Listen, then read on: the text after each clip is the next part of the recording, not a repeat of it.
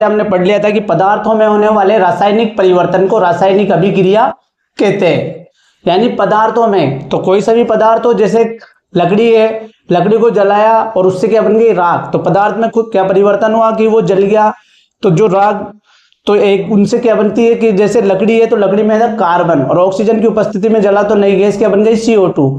तो यानी नए पदार्थों का निर्माण हुआ, उसको ही रासायनिक अभिक्रिया कह रहे हैं। उसी प्रकार एक और परिभाषा अपन बोल सकते हैं कि जब दो या दो से अधिक पदार्थ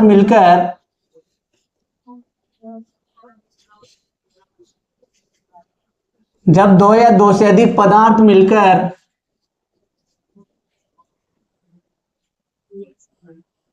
एक या एक से अधिक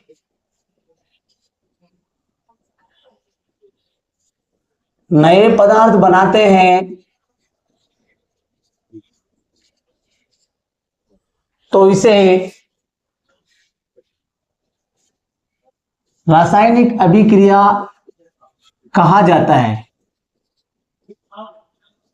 समझ गए? मैंने दो परिभाषाएं बता दी कि जब दो या दो से अधिक पदार्थ मिलकर एक या एक से अधिक नए पदार्थ बनाए तो इसे भी रासायनिक अभिक्रिया कहते हैं। यहां मैंने कल बताया था कि मैंने पिछली कक्षा में बताया था कि पदार्थों में होने वाला रासायनिक परिवर्तन भी रासायनिक अभिक्रिया कहलाता है। ठीक है, जैसे कि दो या दो से अधिक पदार्थ कौन से हुए, कार्बन प्लस ऑक्सीजन, दो पदार्थ मिले और इन्होंने क्या बना लिया, एक पदार्थ बना लिया नया। या हम कह सकते हैं कि जैसे एक पदार्थ है Fe, एक है कॉपर सल्फेट, दो पदार्थ मिलकर एक या एक से अधिक पदार्थ, तो एक या एक से अधिक का मतलब इन्होंने क्या बना लिया, FeSO4 प्लस Cu, तो दो पदार्थ बना लिए। एक या एक से अधिक, तो एक से ज्यादा बना लिए इसमें, तो ये भी रासायनिक अभिक्रिया है, ये भी रासायनिक अभिक्रिया है। पदार्थों में परिवर्तन हुआ, एक पदार्थ था आयरन लोहा और उससे नया विलयन क्या बन गया, फेरस सल्फेट। ऐसे कॉपर सल्फेट विलयन था, इससे क्या रह गया, केवल कॉपर। यानी इससे भी नया पदार्थ बना और इससे भी नया पदार्थ बना। ठीक है, यही रासायनिक अभिक्रिया है। आज अब बात की जा रही है रासायनिक अभिक्रिया के प्रकार की। तो रासायनिक अभिक्रिया के प्रकार जो कि हम पढ़ रहे हैं, तो कौन कौन से प्रकार होते हैं, तो सबसे पहले हम बात करेंगे संयोजन अभिक्रिया की।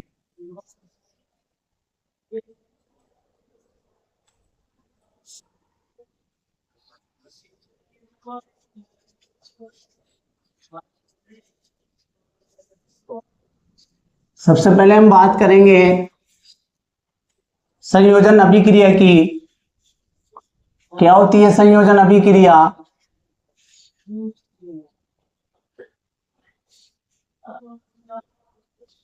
इसको एडिशन रिएक्शन के नाम से भी जाना जाता है, इंग्लिश में एडिशन रिएक्शन बोलते हैं इसको। संयोजन जैसे ये दो शब्दों से सम प्लस योजन से बना है। सम का अर्थ होता है जुड़ना, यानी कि जैसा नाम वैसा इसमें काम देखेंगे। कैसे संयोजन अभिक्रिया किसे कहते हैं, तो सुनिए समझिए कि वह अभिक्रिया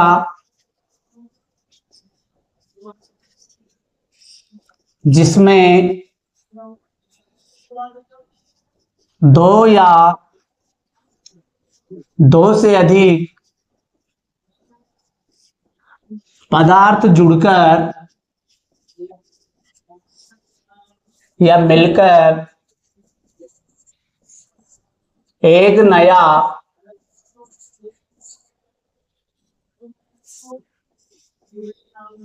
पदार्थ बनाते हैं,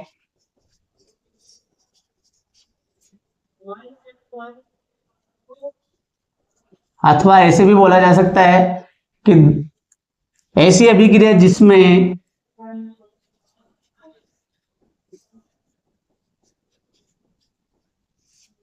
दो या दो से अधिक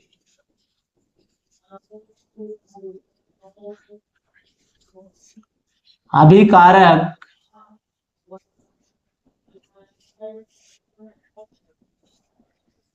आपस में मिलकर एक नया उत्पाद बनाते हैं।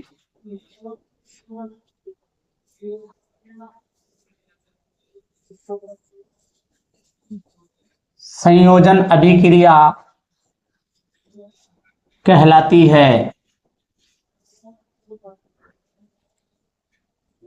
जैसे हम उदाहरण से समझेंगे, जैसे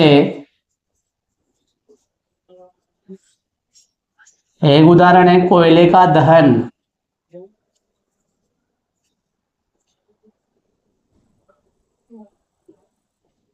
कोयले में चूंकि हम देखते हैं कोयले में क्या होता है, कार्बन, और दहन करेंगे तो उसको ऑक्सीजन की उपस्थिति में क्या किया जा रहा है, जलाया जा रहा है।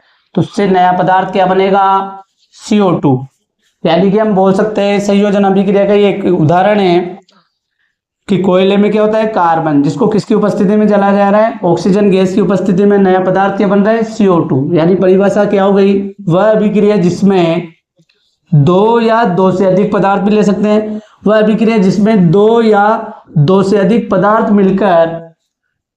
दो पदार्थ मिलकर एक नया पदार्थ बनाते हैं। दोनों ने मिलकर कौन सा बना लिया, एक नया पदार्थ बना लिया। अथवा यूं भी कह सकते हैं ऐसी अभिक्रिया जिसमें दो या दो से अधिक अभिकारक मिलकर एक नया उत्पाद बनाते हैं। जैसा कि हमने पहले बात कर ली थी कि तीर से पहले वाले क्या होते हैं, अभिकारक, और तीर के बाद वाले क्या होते हैं, उत्पाद। ठीक है, तो जब दो या दो से अधिक अभिकारक मिलकर एक नया पदार्थ बनाते हैं तो उसको भी संयोजन अभिक्रिया कहते हैं। अथवा जब दो या दो से अधिक पदार्थ मिलकर एक नया पदार्थ बनाते हैं तो उसको भी संयोजन अभिक्रिया कहा जाता है। इसका अन्य उदाहरण और देख लेते हैं अपन दूसरा। जैसे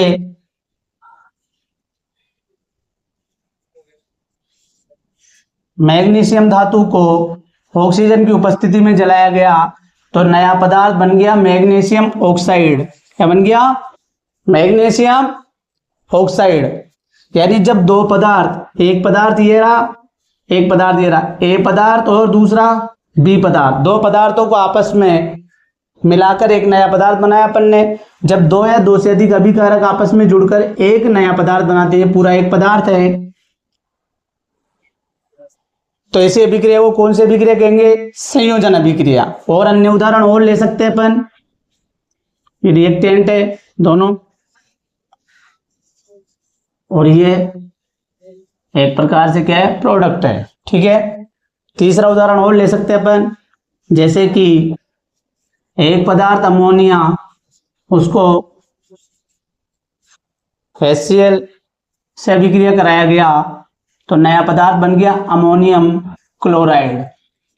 तो यानी दो पदार्थ, एक रिएक्टेंट ये रहा NH3 और दूसरा रिएक्टेंट ये रहा HCl, दोनों से दो नए पदार्थ, दो अभिकारक मिलकर एक नया उत्पाद बना रहे हैं NH4Cl, यानी इसको बोलेंगे अमोनियम क्लोराइड। ठीक है ना, हाइड्रोजन क्लोराइड और अमोनिया NH3। तो हमने संयोजन अभिक्रिया की 3 उदाहरण देख लिए। अब हम बात करेंगे दूसरी अभिक्रिया की, जिसका नाम है वियोजन अभिक्रिया।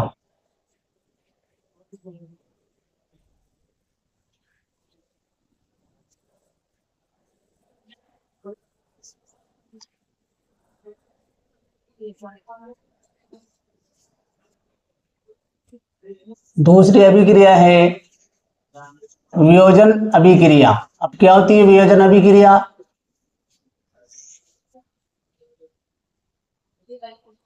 तो वियोजन अभिक्रिया, वी का अर्थ होता है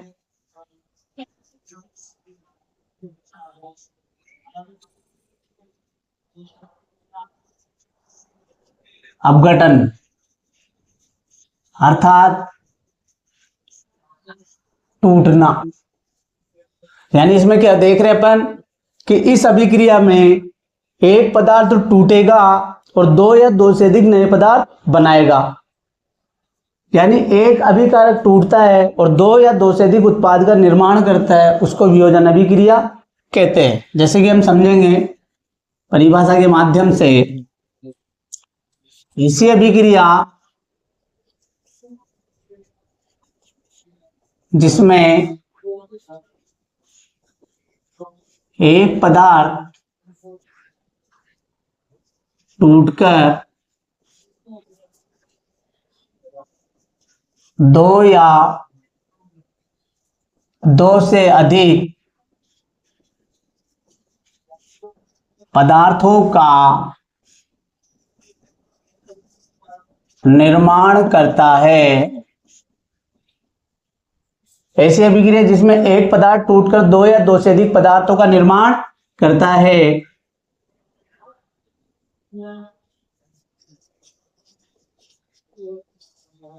वियोजन अभिक्रिया कहलाती है। या इसको दूसरे प्रकार से ऐसे भी व्यक्त कर सकते हैं, समझाया जा सकता है, या अथवा ऐसी अभिक्रिया जिसमें एकल अभिकर्मक या एकल अभिकारक भी बोल सकते हैं, जिसमें एकल अभिकारक या अभिकर्मक दोनों एक ही बात है, टूटकर दो या दो से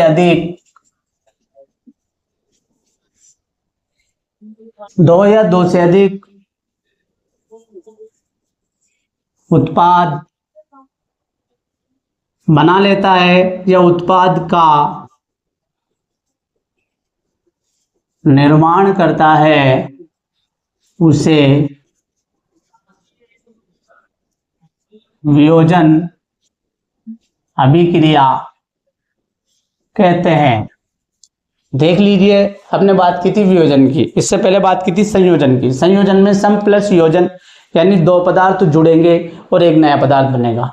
वियोजन में हम क्या देख रहे हैं कि वी का अर्थ होता है अलग होना या अपघटन होना। अपघटन का मतलब क्या होता है? टूटना। यानी कि इसमें एक अभिकारक होगा, वो टूटेगा और दो या दो से अधिक उत्पाद बना लेगा, या एक पदार्थ टूटकर दो या दो से अधिक पदार्थ बना लेता है, उसको क्या कहते हैं? वियोजन अभिक्रिया। उदाहरण से समझेंगे हम,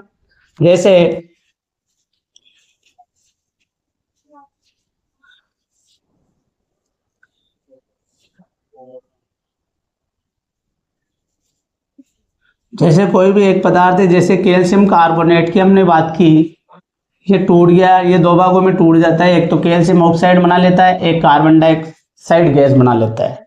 यानी कि एक अभिकारक कितने भागों में टूट गया? एक और एक दो, यानी इसने कितने उत्पाद बना लिए? दो। यानी एकल अभिकारक या एकल अभिकर्मक टूटकर दो या दो से अधिक उत्पाद बना ले, या एक पदार्थ टूटकर दो या दो से अधिक पदार्थ बना ले, तो ऐसी अभिक्रिया को वियोजन अभिक्रिया कहते हैं। इसके अतिरिक्त यह अभिक्रिया, जो वियोजन अभिक्रिया है, 3 पदों में संपन्न होती है। कितने पदों में? यह अभिक्रिया 3 पदों में संपन्न होती है।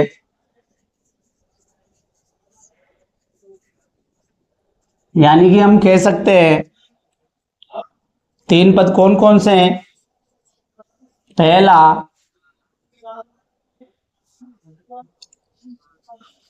ताप द्वारा वियोजन। दूसरा, ताप द्वारा वियोजन अभिक्रिया पढ़ेंगे हम। दूसरा, विद्युत धारा या विद्युत अपघटन द्वारा वियोजन। और तीसरा पढ़ेंगे हम सूर्य के प्रकाश की उपस्थिति में वियोजन। ठीक है, हम तीनों को पढ़ेंगे। तो सबसे पहले हम बात कर लेते हैं ताप या ऊष्मा द्वारा वियोजन अभिक्रिया। देख लीजिए, अभिक्रिया 3 पदों में संपन्न होती है, ताप द्वारा वियोजन। तो सबसे पहले हम बात करेंगे ताप द्वारा वियोजन अभिक्रिया।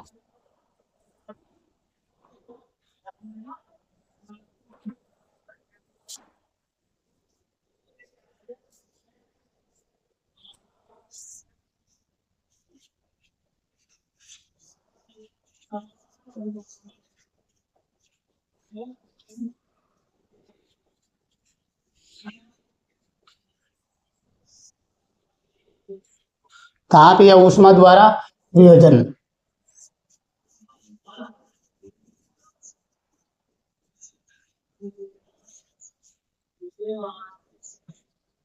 इसमें हम बात करेंगे ताप या ऊष्मा द्वारा, यानी कि इसका मतलब क्या होता है। तो ऐसी अभिक्रिया जिसमें किसी पदार्थ को या किसी अभिकारक को ताप या ऊष्मा देने पर वो दो या दो से अधिक पदार्थों में टूट जाता है, तो उसको ताप या ऊष्मा द्वारा वियोजन अभिक्रिया कहते हैं। जैसे कि उदाहरण से समझेंगे। उदाहरण, कैल्शियम कार्बोनेट है, इस पदार्थ को गर्म किया जा रहा है, या ऊष्मा दी जा रही है, तो यह पदार्थ ये एकल अभिकारक है जो कि दो या दो से अधिक उत्पाद बना लेता है। एक पदार्थ कैल्शियम ऑक्साइड बनाता है ये, और दूसरा पदार्थ कार्बन डाइऑक्साइड गैस बना लेता है। यानी कैल्शियम कार्बोनेट को जब ताप या ऊष्मा दी जाती है तो ये दो पदार्थों में टूट जाता है। कैल्शियम ऑक्साइड, जिसको बिना बुझा चूना भी कहते हैं, तथा कार्बन डाइऑक्साइड। उसी प्रकार विद्युत धारा प्रवाहित करने पर या विद्युत अपघटन द्वारा वियोजन। इसमें हम क्या देखेंगे कि जब कोई एक पदार्थ या एक अभिकारक के जलीय विलयन में विद्युत धारा प्रवाहित करते हैं, जब किसी पदार्थ के जलीय विलयन में विद्युत धारा प्रवाहित करते हैं तो वह पदार्थ दो या दो से अधिक पदार्थों में टूट जाता है। एक पदार्थ कैथोड पर मुक्त होता है, एक पदार्थ एनोड पर मुक्त होता है। जिसको हम ऐसे समझ सकते हैं, जैसे कि हमने एक बीकर लिया, एक बीकर में हमने दो इलेक्ट्रोड लगा दिए, एक को बोल दिया एनोड और दूसरे को बोल दिया कैथोड।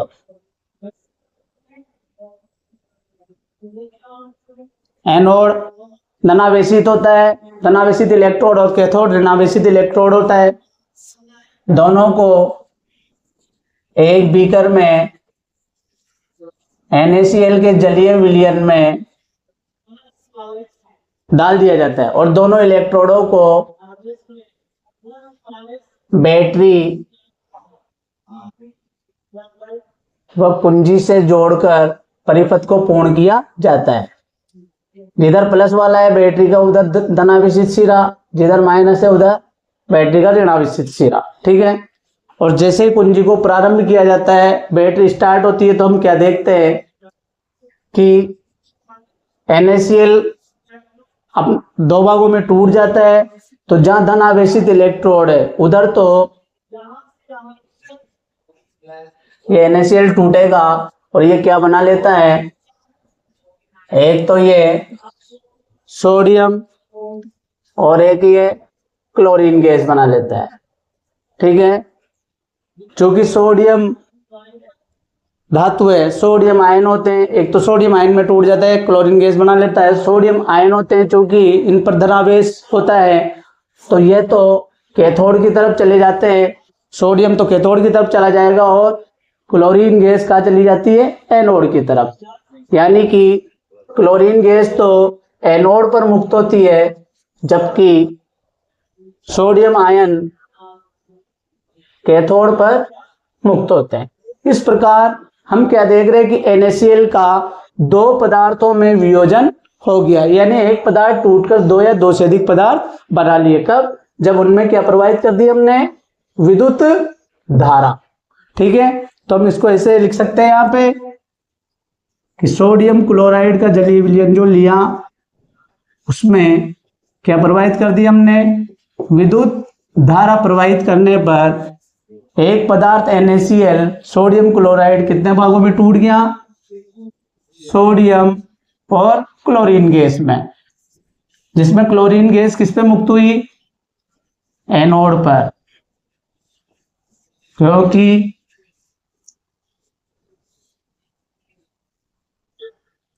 क्लोरीन आयन पर ऋणावेश होता है।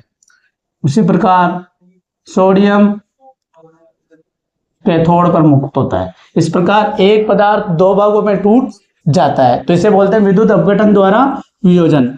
उसी प्रकार हम तीसरा पढ़ेंगे, यह अभिक्रिया तीन पदों में संपन्न होती है। सूर्य के प्रकाश की उपस्थिति में वियोजन। इसमें हम क्या देखेंगे कि जैसे एक पदार्थ है सिल्वर ब्रोमाइड, इसको सूर्य के प्रकाश की उपस्थिति में गर्म किया या सूर्य के प्रकाश की उपस्थिति में अभिक्रिया करवाई गई तो HNu भी बोलते हैं सूर्य के प्रकाश को, या कोष्टक में लिख लेते हैं अपन सूर्य का प्रकाश। तो सिल्वर ब्रोमाइड पदार्थ दो भागों में टूट गया, एक तो सिल्वर में और दूसरा ब्रोमीन में। ठीक है,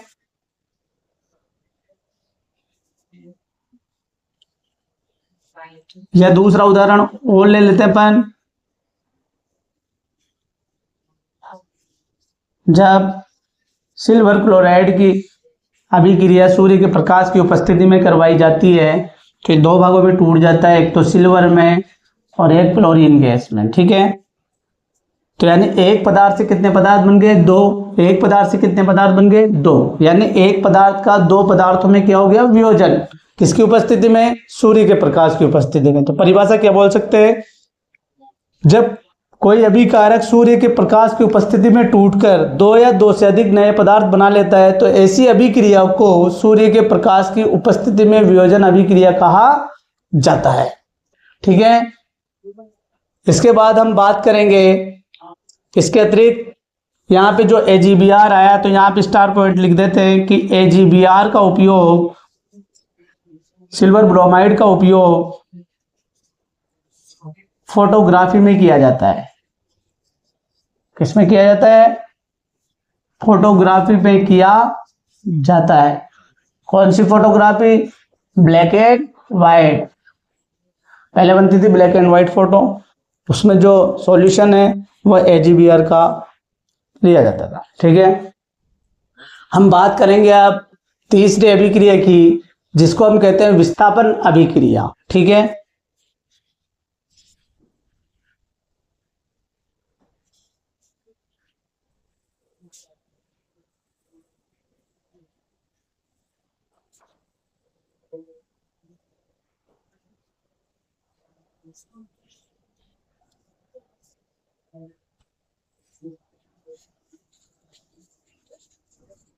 विस्थापन अभिक्रिया जैसे कि इसका अर्थ होता है स्थान परिवर्तन, या इसको अंग्रेजी में बोलते हैं डिस्प्लेसमेंट। डिस्प्लेसमेंट यानी कि एक स्थान का क्या करना है? परिवर्तन करना है। तो क्या होती है इसकी परिभाषा? यदि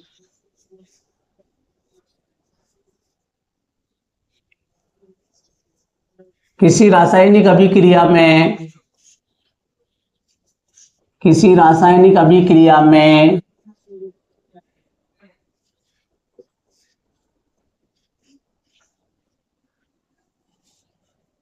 यौगिक में उपस्थित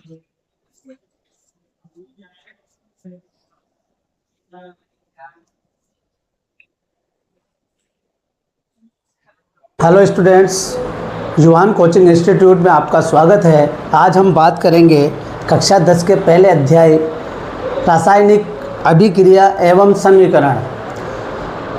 इसमें हम क्या देखेंगे कि रासायनिक अभिक्रिया एवं समीकरण क्या है, यानी कि रासायनिक अभिक्रिया क्या होती है। तो हम देखते हैं हमारे जनरल वे में, यानी सामान्य उदाहरण हम देखते हैं यहाँ पे हमारे आसपास कि यानी हम खाना खाते हैं और खाना जब हमारा पचता है तो वो भी एक रासायनिक अभिक्रिया है। हमने लकड़ी को जलाया और लकड़ी से क्या बने, कोयले को जलाया तो उससे क्या बनी, राख, या भी एक रासायनिक अभिक्रिया है।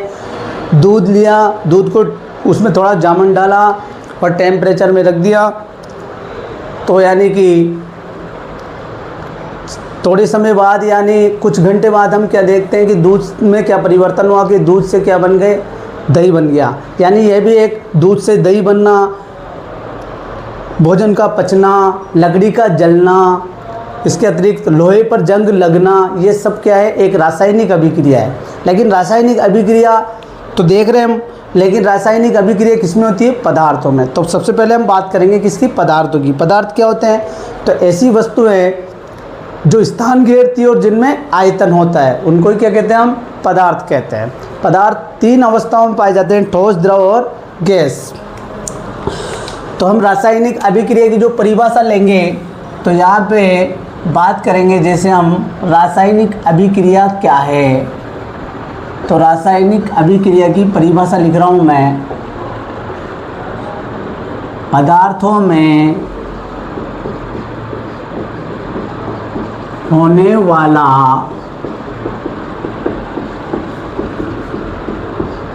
रासायनिक परिवर्तन। पदार्थों में होने वाला रासायनिक परिवर्तन या पदार्थों में होने वाले रासायनिक परिवर्तन को रासायनिक अभिक्रिया कहते हैं। अब यहाँ पे हम दो शब्द देख रहे हैं, एक तो पदार्थ और दूसरा रासायनिक परिवर्तन। पदार्थ क्या होता है मैंने तुम्हें बता दिया, इधर लिख रहा हूँ मैं थोड़ा एक्स्ट्रा कि पदार्थ क्या होता है कि वह वस्तु जो क्या करती है, स्थान घेरती है, कोई सी भी वस्तु जो स्थान घेरती है तथा जिसमें क्या होता है, जिसमें द्रव्यमान होता है, उसको हम क्या कहते हैं, पदार्थ। जो कितनी अवस्थाओं में मिलता है, ठोस, द्रव और गैस, जो हम पिछली कक्षाओं में पढ़ चुके हैं। तो पदार्थ तो कोई सी भी वस्तु की हम बात कर ली, जैसे लोहे की बात कर ले तो लोहे पर जंग लगना, जो कि कैसे लगता है, लोहे की क्रिया किससे हो जाए, वायुमंडल के वायु से, जलवाष्प से, ठीक है ना। यानी लोहे की क्रिया जब ऑक्सीजन से हो जाती है, जलवाष्प से हो जाती है, अन्य गैसों से, तो किसका निर्माण होता है, जंग का, यानी लोहे पर जंग लगना। उसी प्रकार तो लोहा क्या है, एक प्रकार से ठोस पदार्थ है और उसमें क्या हो रहा है, उसमें एक रासायनिक परिवर्तन हो रहा है। परिवर्तन क्या हो रहा है, परिवर्तन किसे कहते हैं, तो परिवर्तन दो प्रकार के होते हैं, यानी चेंज कितने प्रकार के बताए गए हैं, दो, एक भौतिक और दूसरा रासायनिक। अब भौतिक परिवर्तन क्या होता है, तो भौतिक परिवर्तन में हम देखते हैं कि इसमें, इस परिवर्तन में तो पदार्थ की अवस्था बदलती है, लेकिन पदार्थों के रासायनिक गुणों में परिवर्तन नहीं होता। यानी कि ऐसा कह सकते हैं कि पदार्थों की भौतिक अवस्था है, यानी ताप, दाब, पदार्थों के भौतिक गुण जैसे अवस्था, ताप, दाब सब बदल जाते हैं, लेकिन रासायनिक गुणों में परिवर्तन नहीं होता। जैसे बर्फ़ किस में बदल गया, जल में। जल का सूत्र क्या है, H2O, और बर्फ़ का क्या है, H2O। ये सॉलिड है, ये लिक्विड है। यानी कि रासायनिक गुण तो समान है, क्या बदल गए, केवल इनकी अवस्था बदल गई, ठीक है ना। उसी प्रकार रासायनिक परिवर्तन क्या होता है कि इसमें क्या होता है कि भौतिक अवस्था के साथ साथ अवस्था, ताप, दाब, भौतिक गुणों के साथ साथ रासायनिक गुणों में भी परिवर्तन होता है। अब रासायनिक गुण क्या होते हैं? तो रासायनिक गुणों में परिवर्तन का मतलब होता है कि यानी वो जो भी पदार्थ है वो तो किससे मिलके बना है, क्या क्या अभिक्रिया हुई थी उस पदार्थ में, उसका सूत्र। तो यानी कि जैसे अपन बात करें लोहे पर जंग लगना, तो लोहे का सूत्र तो क्या है? Fe। उसकी जल से क्रिया हुई, उसकी ऑक्सीजन से क्रिया हुई, तो नया पदार्थ क्या बन के आ गया? Fe2O3.XH2O। ये एक पूरा पदार्थ क्या बता रहा है कि लोहे पर जंग लगना, यानी कि एक पूरा पदार्थ है। एक इधर हमने पदार्थ लिए 3, 1, 2 और 3, और 3 पदार्थों से कितना पदार्थ बन गया? 1। लेकिन अब जंग लगे लोहे से आप क्या नहीं बना सकते? वैसा प्योर लोहा नहीं बना सकते। क्यों? क्योंकि इसमें कुछ ना कुछ परिवर्तन हो गया। तो यानी कि रासायनिक परिवर्तन होता है। जो एक और दूसरी बात इसकी क्या है कि यह हमेशा एक ही दिशा में चलता है, यानी आगे की तरफ चलता है, वापस रिवर्स नहीं होता। जबकि भौतिक परिवर्तन में हम क्या देख लेते हैं कि जल, बर्फ से क्या बन गया? जल। वैसे ही जल से भी हम क्या बना सकते हैं? बर्फ। यानी कि यह परिवर्तन, भौतिक परिवर्तन तो कैसा होता है? अस्थायी होता है। जबकि रासायनिक परिवर्तन कैसा होता है? स्थायी होता है, जो एक ही दिशा में चलता है। ठीक है, तो यहाँ पे भी हम क्या देख रहे हैं रासायनिक अभिक्रिया में कि रासायनिक परिवर्तन देख रहे हैं, यानी कि एक ही दिशा में चल रहा है। जो भी पदार्थ बन गया वो स्थायी बनेगा, अस्थायी नहीं बनेगा। एक पदार्थ से नया पदार्थ बना तो नए पदार्थ से पुराना पदार्थ आप वापस नहीं बना सकते। वो परिवर्तन इसमें देखेंगे। और अभिक्रिया क्या कहलाएगी? रासायनिक अभिक्रिया। तो क्या देख रहे हैं? पदार्थों में होने वाले रासायनिक परिवर्तन को रासायनिक अभिक्रिया कहते हैं। जैसे कि पदार्थ क्या है? जैसे कि कोयले को जलाया तो कोयले में क्या होता है? कार्बन। किसकी उपस्थिति में जलाया? ऑक्सीजन की उपस्थिति में। नया पदार्थ क्या बना? CO2 gas. गैस बन गई। तो आप CO2 गैस से वापस कोयला नहीं बना सकते। ये रासायनिक परिवर्तन है, यानी कि एक दिशा में चल रहे हैं। ठीक है, पदार्थों के रासायनिक गुण भी बदल गए। एक पदार्थ था जिसमें क्या था? केवल कार्बन, और जो दूसरा नया पदार्थ है उसमें क्या है? कार्बन के साथ ऑक्सीजन। ठीक है ना? तो यानी पदार्थों के रासायनिक गुण बदल गए। यह परिवर्तन स्थायी होता है, एक ही दिशा में चलता है। इसके अतिरिक्त रासायनिक अभिक्रिया में 2 भाग होते हैं। कितने भाग होते हैं? 2 भाग होते हैं। यानी रासायनिक अभिक्रिया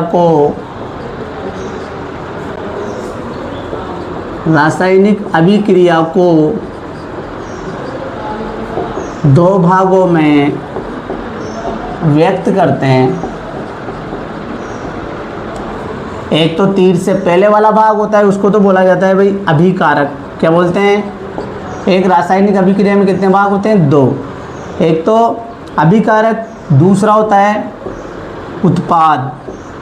अब अभिकारक क्या होता है? तो अभिकारक के बारे में समझेंगे। अभिकारक ऐसा होता है कि रासायनिक अभिक्रिया में भाग लेने वाला पदार्थ अभिकारक कहलाता है। एक बात तो ये। इसके अतिरिक्त अभिकारक को हमेशा बाएं हाथ की दिशा में लिखा जाता है।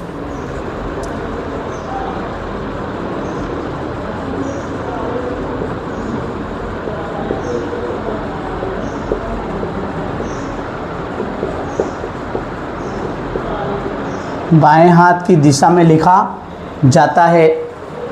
इसके अतिरिक्त यानी यूँ कह सकते हैं लेफ्ट हैंड साइड। इसके अतिरिक्त जो अभिकारक होता है तीर के निशान से पहले। ठीक है, अभिकारक क्या होता है कि पूरी है कि ये रासायनिक अभिक्रिया है। रासायनिक अभिक्रिया में रासायनिक अभिक्रिया में भाग लेने वाले पदार्थ, यानी भाग कौन कौन ले रहे हैं? कार्बन और ऑक्सीजन। वो पदार्थ क्या कहलाते हैं? अभिकारक। और दूसरा रासायनिक अभिक्रिया में दूसरा भाग होता है उत्पाद। उत्पाद ये होता है, उत्पाद क्या होता है कि रासायनिक अभिक्रिया में अभिकारक की क्रिया के फलस्वरूप जो नया पदार्थ बनता है उसको क्या कहते हैं हम? उत्पाद। उत्पाद को हमेशा, अब हम बात कर लेते हैं जैसे उत्पाद की, तो क्या बोलेंगे कि अभिकारक की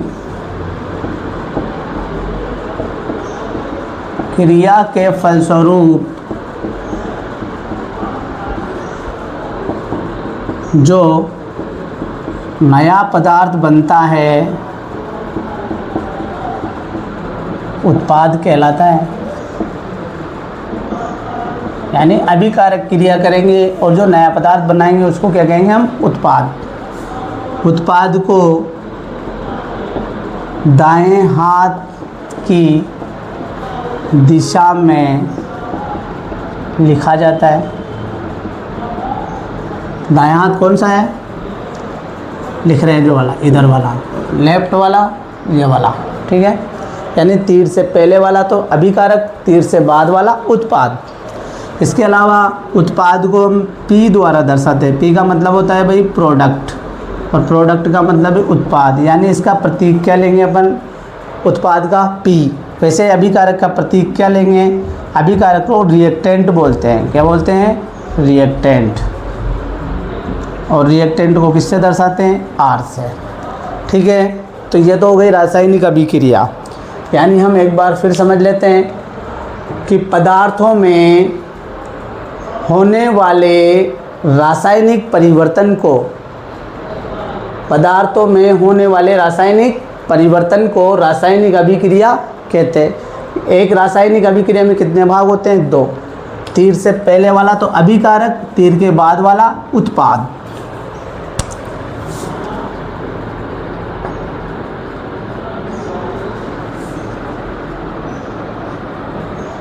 अभिकारक क्या होता है? रासायनिक अभिक्रिया में भाग लेने वाले पदार्थ तो अभिकारक कहलाते हैं, और अभिकारक को किससे दर्शाते हैं? R से। उसी प्रकार अभिकारक की क्रिया के फलस्वरूप जो नया पदार्थ बनता है उसको क्या कहते हैं हम? उत्पाद। और उत्पाद को किससे दर्शाते हैं? P से। अभिकारक को हमेशा बाएं हाथ की दिशा में लिखा जाता है और उत्पाद को हमेशा दाएं हाथ की दिशा में लिखा जाता है, ठीक है। अब हमने रासायनिक अभिक्रिया की तो बात कर ली, हम बात करेंगे रासायनिक समीकरण। यानी रासायनिक समीकरण क्या होती है? तो रासायनिक समीकरण को भी हम समझ लेते हैं। जैसे कि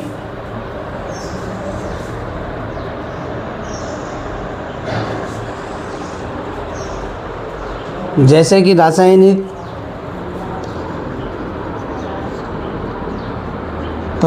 समीकरण क्या होती है? सुनो, यदि रासायनिक अभिक्रिया को, ये रासायनिक अभिक्रिया है, यदि रासायनिक अभिक्रिया को प्रतीक द्वारा व्यक्त किया जाए, किसके द्वारा?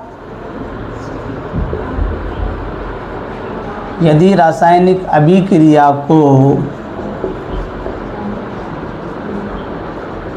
सूत्र या प्रतीक द्वारा व्यक्त किया जाए। रासायनिक अभिक्रिया में कौन कौन से हैं? यानी अभिकारक और उत्पाद में जो पदार्थ है उनको किसके द्वारा व्यक्त करें? प्रतीक द्वारा व्यक्त किया जाए तो ऐसी रासायनिक अभिक्रिया रासायनिक समीकरण कहलाती है।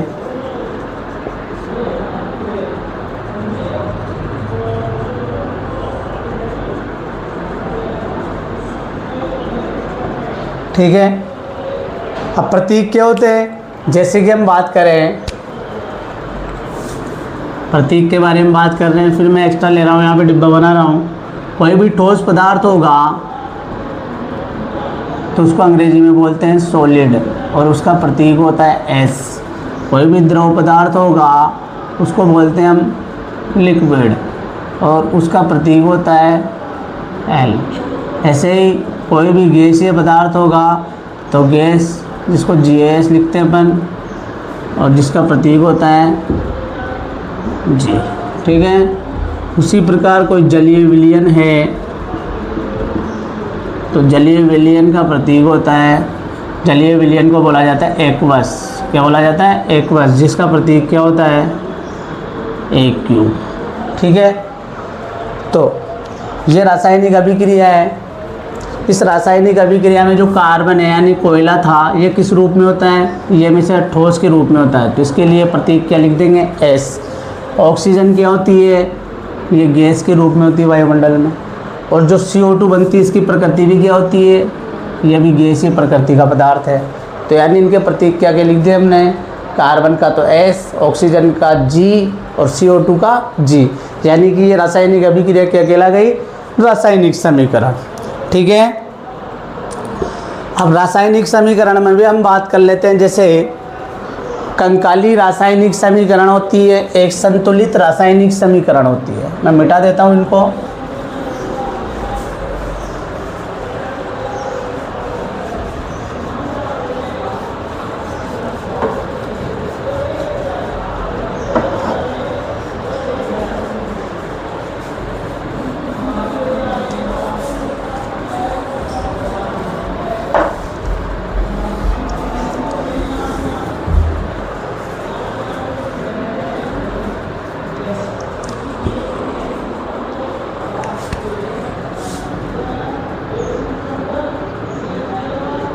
रासायनिक समीकरण भी दो टाइप से अपन देखते हैं, एक तो कंकाली समीकरण, एक दूसरी होती है संतुलित समीकरण।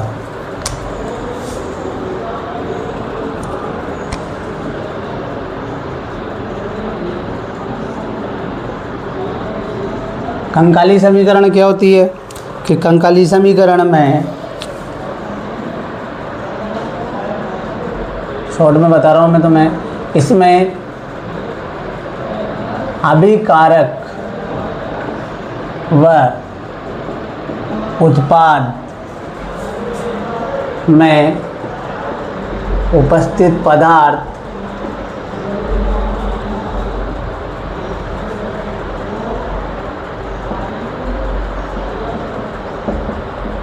संतुलित नहीं होते, अर्थात पदार्थों का द्रव्यमान अलग अलग होता है। रासायनिक अभिक्रिया में उपस्थित जो अभिकारक और उत्पाद है, उनमें उपस्थित जो पदार्थ है वो संतुलित नहीं होंगे, तो ऐसी समीकरण कहलाएगी कंकाली समीकरण। और यदि अभिकारक व उत्पाद में उपस्थित पदार्थ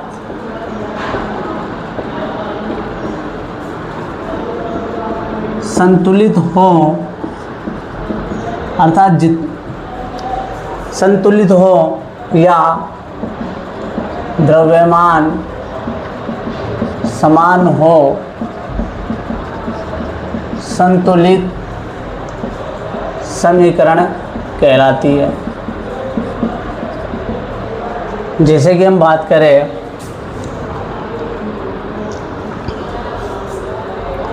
जैसे कि हम एक उदाहरण से बात करें कि Mg+O2। अब यहाँ जो नया पदार्थ बनेगा वो बनेगा मैग्नीशियम ऑक्साइड। तो यानी कि ये एक पूरी रासायनिक अभिक्रिया है, लेकिन ये कैसी है? कंकाली समीकरण है। यानी कि इसमें जो अभिकारक में उपस्थित पदार्थों की मात्रा संतुलित अवस्था में नहीं है। यानी कि यहाँ ऑक्सीजन के कितने? 2 अणु हैं और यहाँ पे कितना है? 1 ही है। यानी कि ऑक्सीजन परमाणु की संख्या बराबर नहीं है। मैग्नीशियम की तो बराबर है, लेकिन ऑक्सीजन की बराबर नहीं है। तो यानी कि ऐसी समीकरण कौन सी कहलाएगी? कंकाली।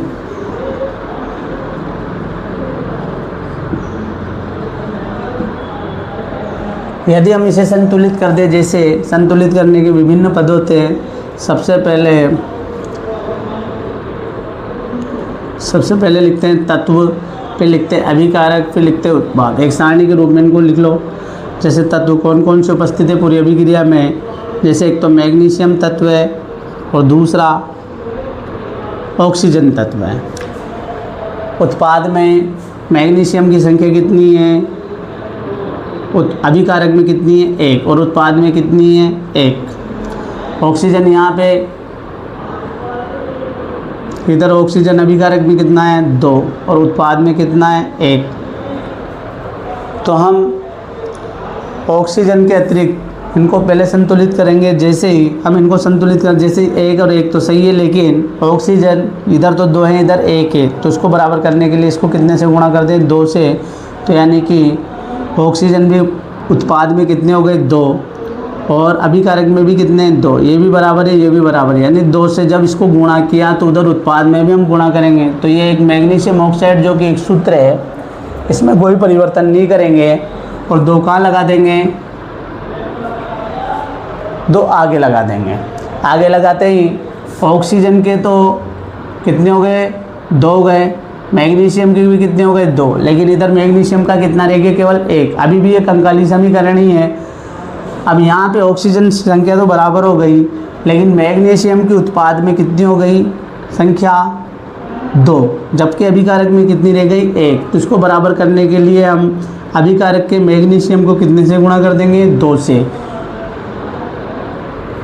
2 से गुणा करेंगे तो फिर हम चेक करेंगे समीकरण, इधर भी क्या है, मैग्नीशियम का अभिकारक में भी मान 2 है और उत्पाद में भी कितना है, 2। वैसे ही ऑक्सीजन तत्व की बात करें तो अभिकारक में भी 2 मान है और उत्पाद में भी कितना है, 2, यानी कि दोनों बराबर हैं। तो यहाँ चेक कर लेते हैं, यहाँ 2 मैग्नीशियम, इधर भी 2 मैग्नीशियम, इधर 2 ऑक्सीजन, इधर भी 2 ऑक्सीजन, यानी कि अभिकारक और उत्पाद में उपस्थित जो तत्व है वो समान मात्रा में है, उनका परमाणु द्रव्यमान भी समान है। तो अब ये समीकरण कौन सी समीकरण कहलाएगी, अब इस समीकरण को संतुलित समीकरण कहेंगे। कौन सी समीकरण कहेंगे, संतुलित समीकरण कहेंगे, ठीक है।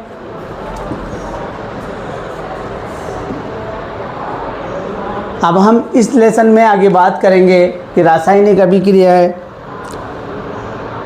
कितने प्रकार की होती है। तो यहाँ पे रासायनिक अभिक्रिया विभिन्न प्रकार की बताई, जैसे संयोजन अभिक्रिया, दूसरी वियोजन अभिक्रिया, ऊष्मा शोषी अभिक्रिया, ऊष्मा सेपी अभिक्रिया, ऑक्सीकरण अभिक्रिया, अपचयन अभिक्रिया, रेडॉक्स अभिक्रिया, ऊष्मा शोषी अभिक्रिया, ऊष्मा सेपी अभिक्रिया, ऐसी बहुत सारे अभिक्रिया, या विस्थापन अभिक्रिया, द्विविस्थापन अभिक्रिया, ऐसी बहुत सारी अभिक्रियाओं के बारे में यहाँ पे बात करेंगे हम। तो आगे हम जानेंगे सबसे पहले कि रासायनिक अभिक्रियाओं के प्रकार। तो उसमें बहुत सारी अभिक्रियाएं दे रखी है, तो पहली अभिक्रिया की बात करेंगे संयोजन अभिक्रिया।